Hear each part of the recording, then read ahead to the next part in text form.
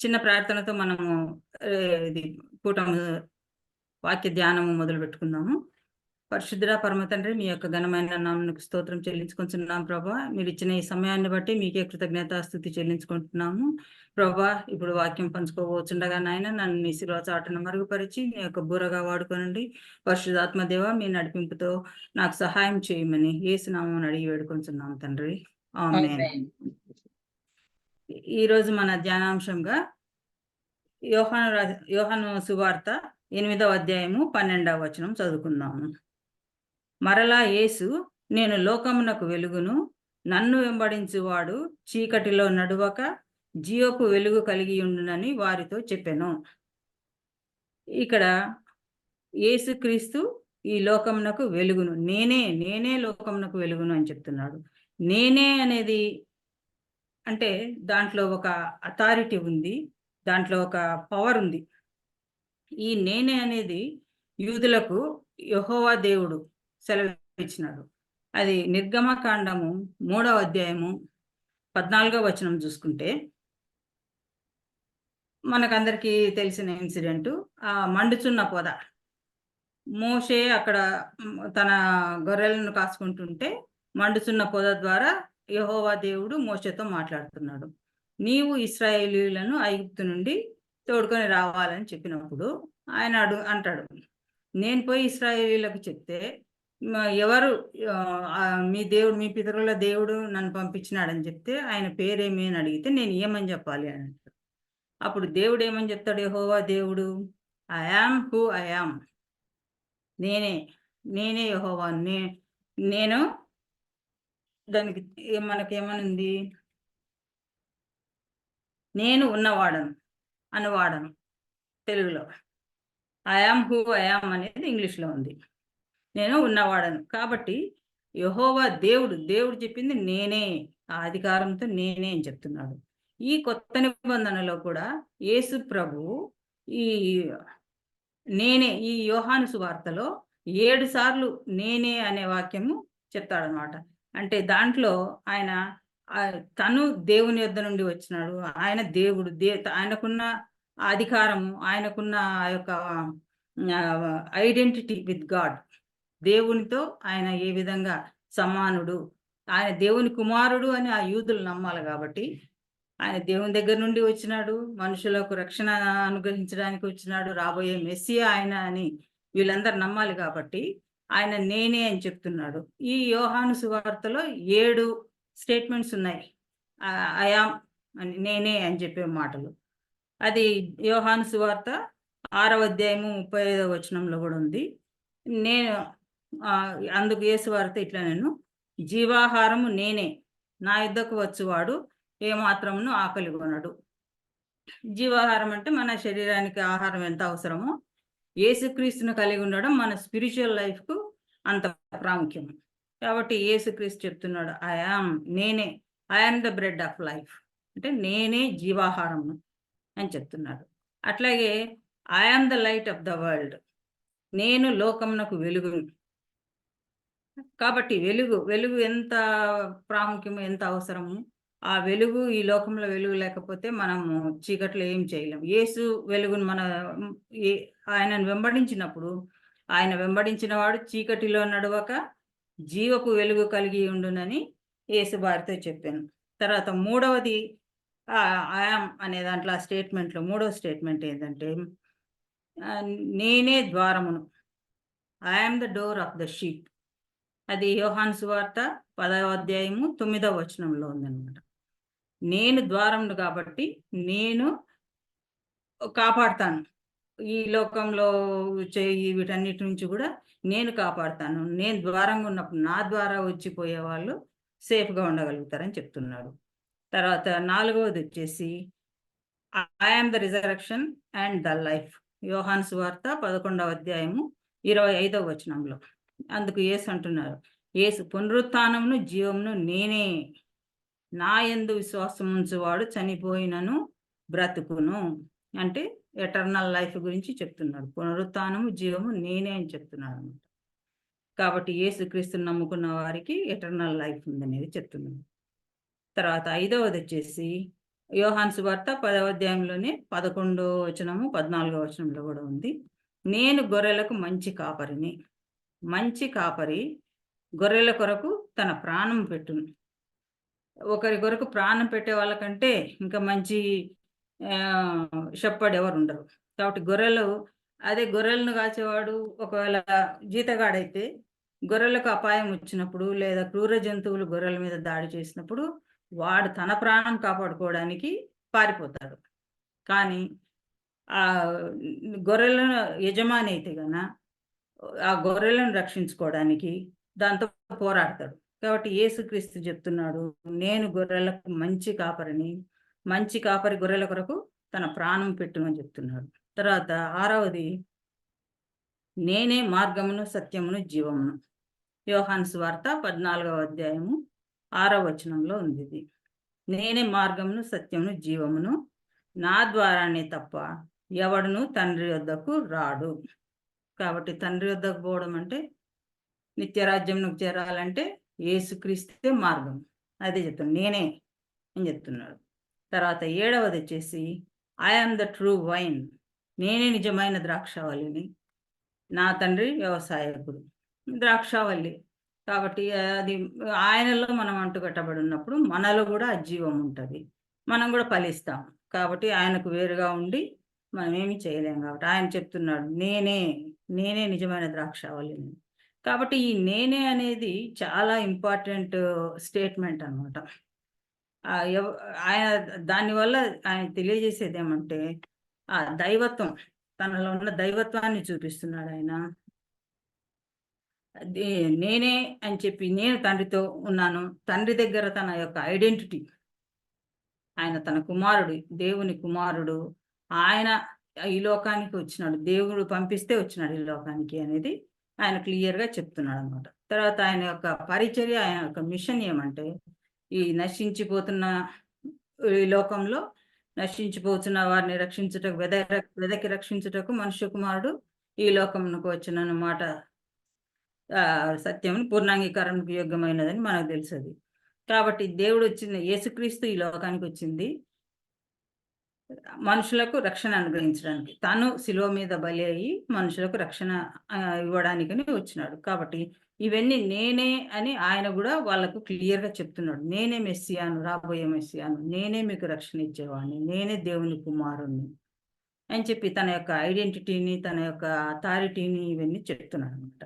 ఈ యొక్క అథారిటీ అనేది ఆ డివైన్ అథారిటీ, అదొక ఏమంటారు, దేవునికి సంబంధించింది.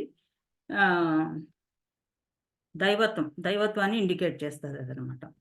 దేవునితో తను కలిసి ఉన్నాడని, యూనిటీ విత్ గాడ్ అని ఆ యొక్క అథారిటీ వల్ల. తర్వాత ఆ దేవుని యొక్క ఆ స్వభావాన్ని కూడా చూపిస్తున్నాడు.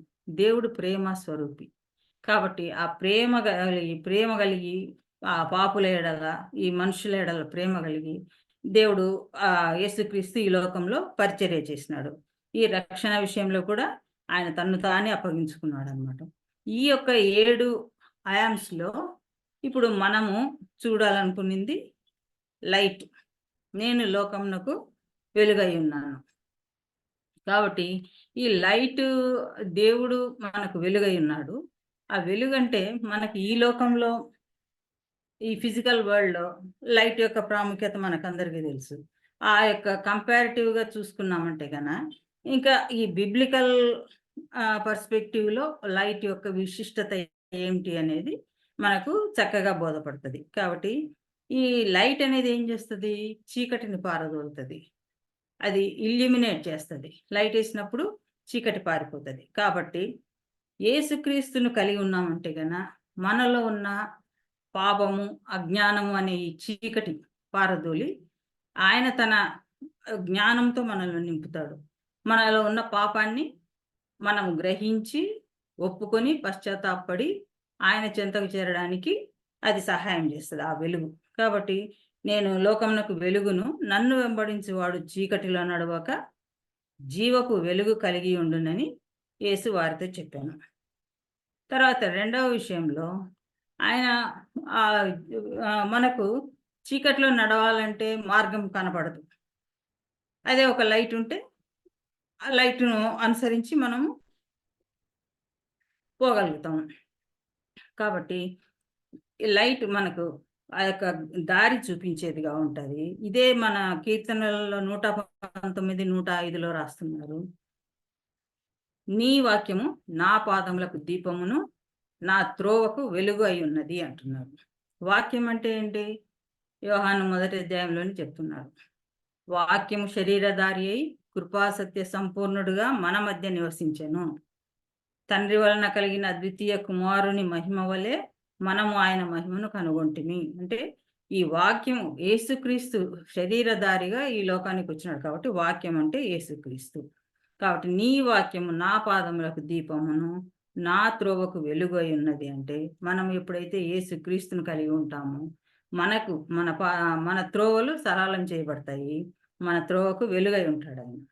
తర్వాత యేసుక్రీస్తులో ఆయనలో జీవముండెను.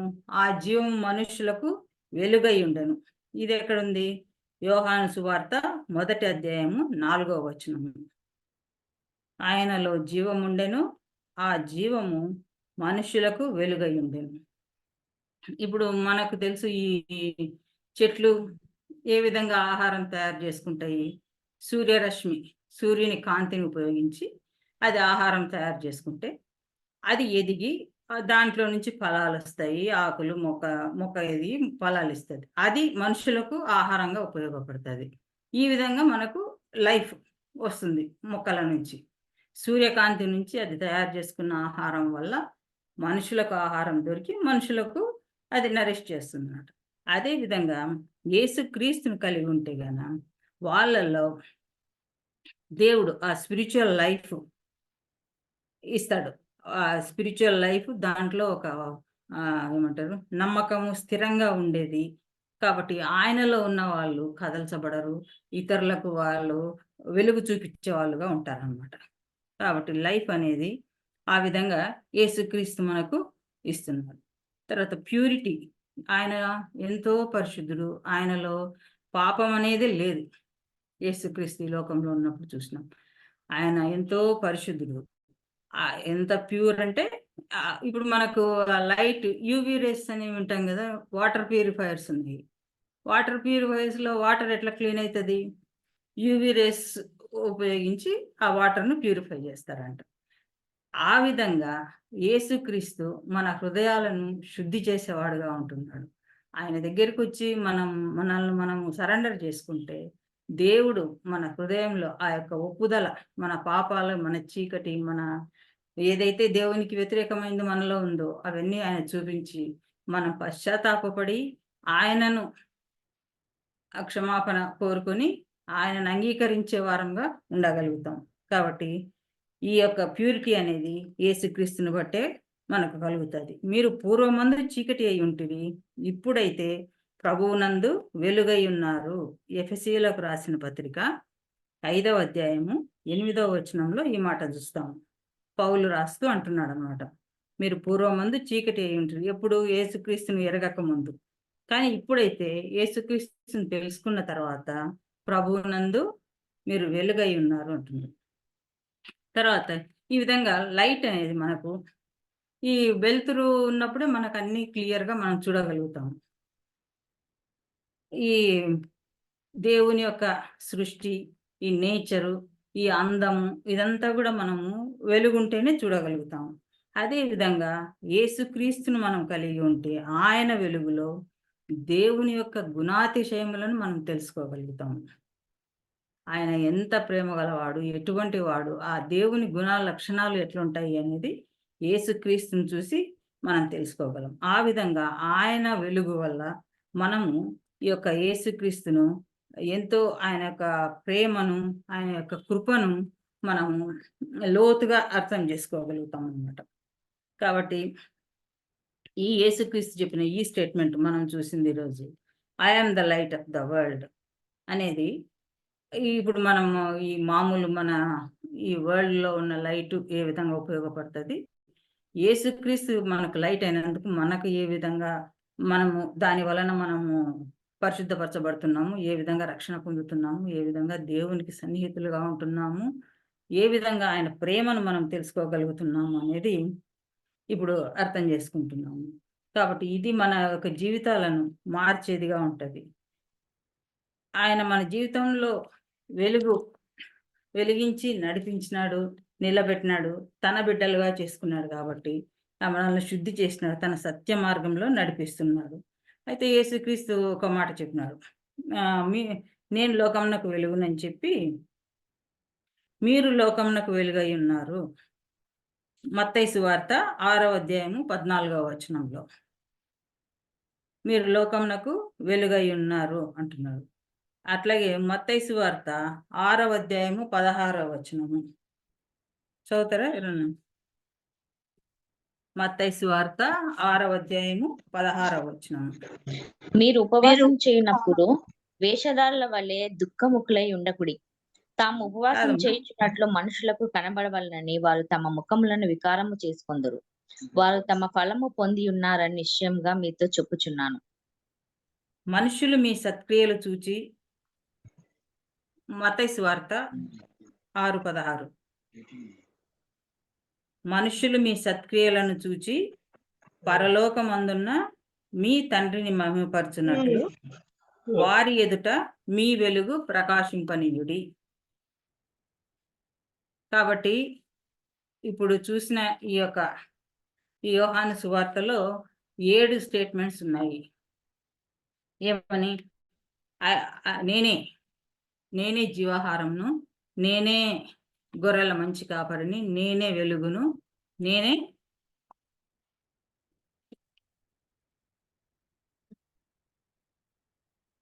ఇవన్నీ చెప్పి దేవుడు 7వ గొర్రెల మంచి కాపరిని, నేనే జీవమును పునరుత్థానమును, తర్వాత నేనే మార్గము సత్యము జీవము. కాబట్టి ఇటువంటి యేసుక్రీస్తుని గురించి ఈ యోహాను పత్రికలో క్లియర్గా ఆయన దేవుడు, దేవుని కుమారుడు, రాబోయే మెస్సియా అని అందరికీ అర్థమయ్యేటట్లుగా యోహాను పత్రికలో రాయించినాడు. యేసుక్రీస్తు మాటల వల్ల మరి ఆయన దగ్గరికి వచ్చిన వాళ్ళకు వెలుగు వస్తుంది, ఆయన దగ్గరికి వచ్చిన వాళ్ళకు రక్షణ వస్తుంది. కాబట్టి మనం లెంట్ సీజన్లోకి వచ్చినాం కాబట్టి ఈ కాలంలో యేసుక్రీస్తు శ్రమలను మనము ధ్యానిస్తూ మనల్ని మనం పరిశీలన చేసుకోవాలి. తర్వాత దాని వలన మనలో ఏమైనా తెలిసి తెలియక ఏదైనా పాపము, దోషము ఏదన్నా ఉంటే కూడా మనం దాన్ని ఒప్పుకొని దేవుని ఎదుట క్షమాపణ పొంది తిరిగి ఆయన రక్షణలో ఆధ్యాత్మికంగా మనం ఎదిగేదానికి మనకు సహాయం అవుతుంది. కాబట్టి దేవుడు ఆయన వెలుగు కాబట్టి మనం కూడా వెలుగుగా ఉండాలి అని చెప్తున్నాడు. ఆ వెలుగు ఇతరులకు ఉపయోగకరంగా ఉండాలి. ఏ విధంగా అయితే ఆ వెలుగు వల్ల ఎన్నో ఉపయోగాలు ఉన్నాయి. అక్కర్లో ఉన్న వారికి సహాయం చేయడమే కానీ, తర్వాత దేవుని ప్రేమను ఇతరులకు చూపించడం కానీ, ఇవన్నీ కూడా వెలుగు ఉన్నందుకు చేసే కార్యాలు. కాబట్టి దేవుడు ఆ విధంగా ఆ వెలుగులో మనమందరం కూడా ప్రకాశించేటట్లుగా పరిశుద్ధాత్మ దేవుడు మనకందరికీ సహాయం చేయనుగాక.